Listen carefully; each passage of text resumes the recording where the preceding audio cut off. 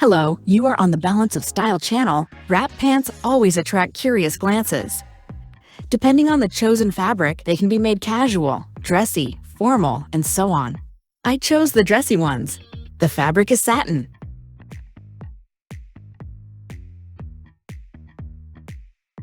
This is how the pants look when finished.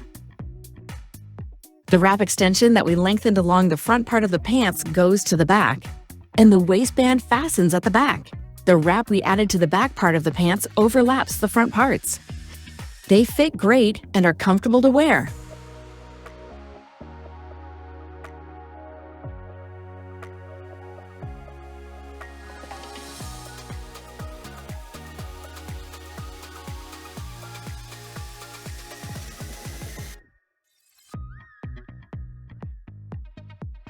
These pants are a great alternative to a dress. If you have even a little sewing experience, making these pants will be no trouble at all. They have no fly and no pockets. First, let's draft the pattern. For convenience, I'll show how to make the pattern on a reduced copy of the pants. This is the crotch depth, and this is the hip line, which we use as a reference point. So, to create wrap pants, we need to combine the front and back pieces of the pants into one piece. From this point, a vertical line will be our new conditional inseam length. Conditional, because we will not cut along this line. On the sides from the hips, draw vertical lines. Here, keep in mind that we slightly raise the bottom on the front part of the pants and slightly lower the bottom on the back part. In this case, we won't account for that. We draw the hemline horizontally. This is what it looks like.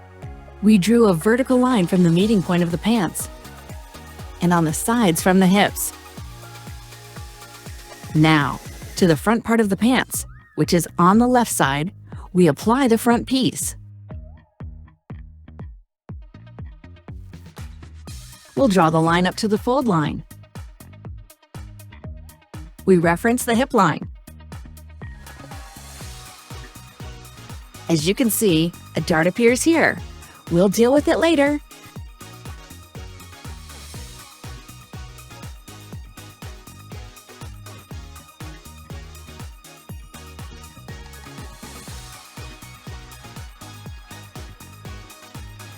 The wrap line from the front will go to the back.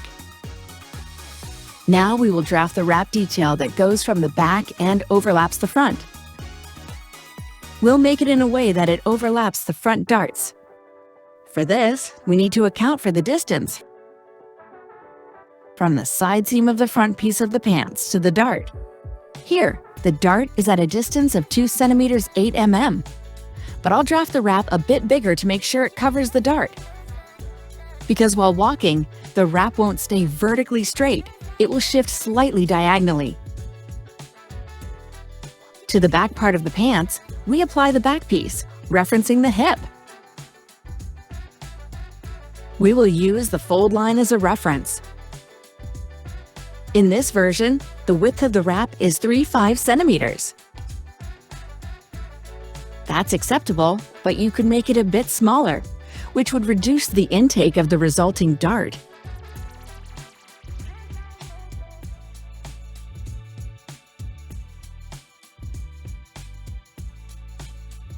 We extend the waistline. If your base pattern is made correctly, the waistline is slightly diagonal. On the back, from the side seam, the waistline slightly rises to the center. And on the front part of the pants, it's the opposite. So we extend the waistline with that tilt toward the wrap line.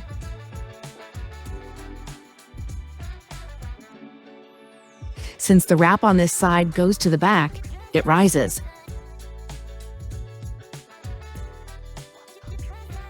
We won't leave the dart that forms exactly at the side. We'll move it slightly to the right. In length, we'll make it equal to this dart. Here, it's 1.5 centimeters. We move the dart to the right. keeping in mind that the waistline is slightly diagonal.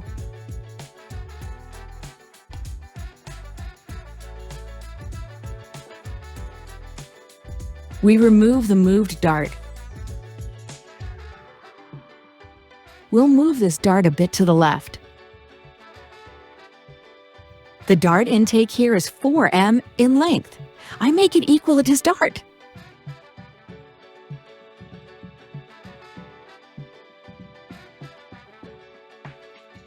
We lower the waistline by the width of the waistband. Mine is 4 centimeters. Let's suppose here it's about 5 mm.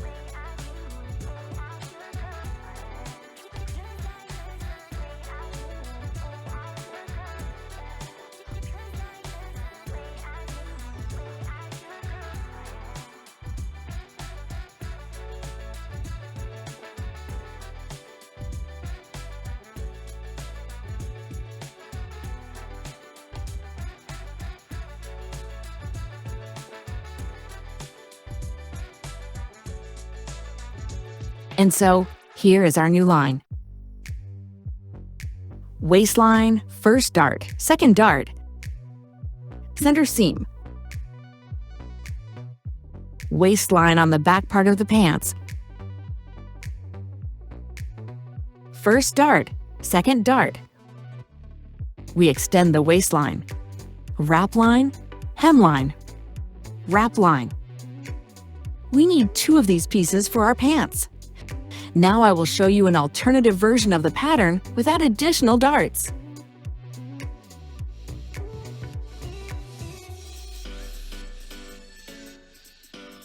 The connected pieces look exactly the same as in the first pattern, with additional vertical lines in the center and at the sides.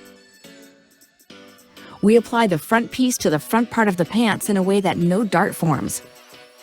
That is, we align it along the waistline. This new diagonal line will be our wrap line.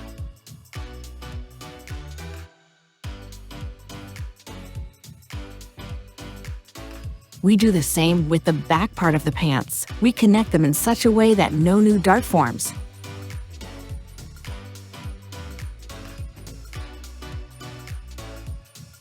We draw the wrap line along the fold line of the back piece.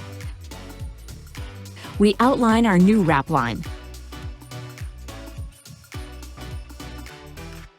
This version without additional darts makes sense only if you're planning to round the wrap line, and quite significantly.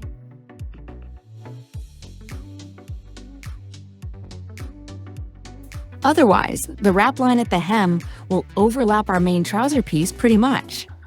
Look, the back hemline is 8 centimeters, and the wrap line is 9.5 centimeters.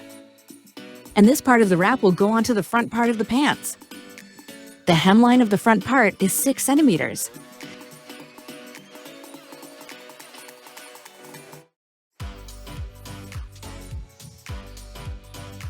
The garment consists of 2 such pieces and 2 waistbands. The waistband that is attached to the front parts fastens at the back and equals to waist circumference, plus allowance for the button, plus seam allowances. The waistband that is attached to the back parts fastens in front and equals to waist circumference, plus the necessary length for tying on each side. Here it's 62 centimeters plus 21 centimeters on the left and 21 centimeters on the right. But that length is only enough for tying a knot. If you want to tie a bow, leave more. Or this second waistband can fasten with a button. In that case, it will be equal to the first one. If the waistband width in the finished product is 4 centimeters, when while cutting it out, it should be double the width plus seam allowances. Here, that's 4 plus 4 plus 1 cm on each side equals 10 centimeters. My pants were sewn using this pattern. The full-size piece is 86 centimeters wide and 1 meter 2 centimeters long. That includes the waistband. The fabric width is often about 160 centimeters. So you can't just buy a bit more than a meter, fold the fabric in half, and cut 2 pieces at once, especially considering that seam allowances at the sides and hem should be large. It looks better that way. since they're visible when you walk. So for sewing, we need to get 2 lengths of the pants.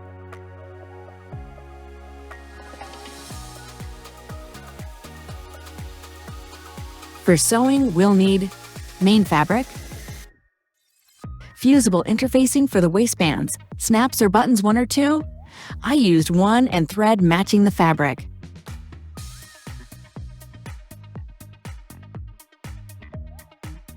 So we made the pattern. Let's get down to assembly.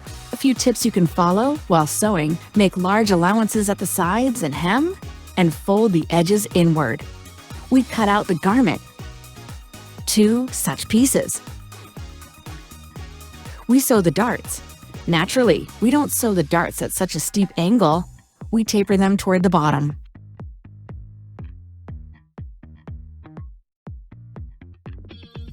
Then we join the garment. To do this, place the 2 pieces right sides together and sew along the center seam. Next, finish the edges and hem.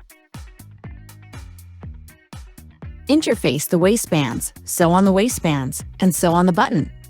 At that point, your garment is complete. The seam allowances at the sides look like this in the finished product. They're 2.5 centimeters, but you can make them wider. Do it in such a way that the raw edge is hidden. Fold it under the seam allowance. So we leave, say, 5 centimeters.